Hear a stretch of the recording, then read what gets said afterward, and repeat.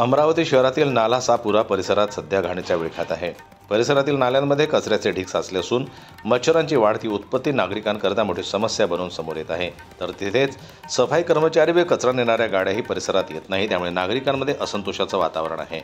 या अतिशय बिकट परिस्थितीबाबत महानगरपालिकेला वारंवार निवेदन देण्यात आलं, मात्र अद्यापही सफाईच्या कामाला वेग आलेला नाही। भाजी बाजार जोन में महानगरपालिका में निवेदन दिया प्रशासन को, वो बोले कार्रवाई करते बोले, तो फिर भी इतनी तकलीफ है नालसापुरे के लोगों को।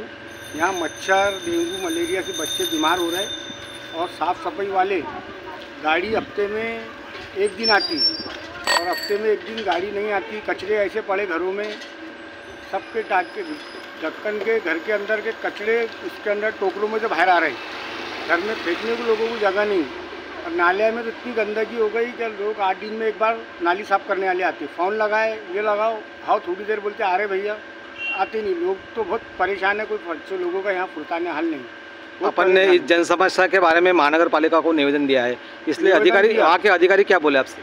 अधिकारी बोले हम करते कार्रवाई, बोले अब प्रशासन को तो दिया, अब कार्रवाई कैसी करते देखते हम।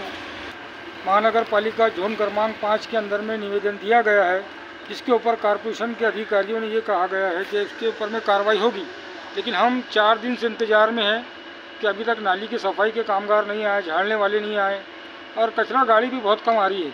हफ्ते में 1 बार 2 बार ऐसी गाड़ी आती है। इसलिए हमारी निवेदन है कॉरपोरेशन से कि इस तरफ थोड़ा ध्यान दीजिए आप और इस काम को आगे बढ़ाओ।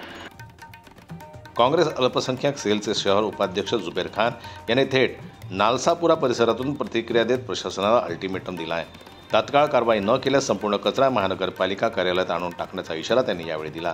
या प्रकारामुळे स्थानिक नागरिकांमध्ये प्रचंड संताप व्यक्त होत आहे।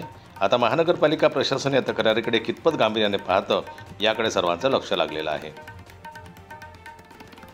जनमत न्यूज करता राजेश्वर गोरमाडे यांची रिपोर्ट, अमरावती।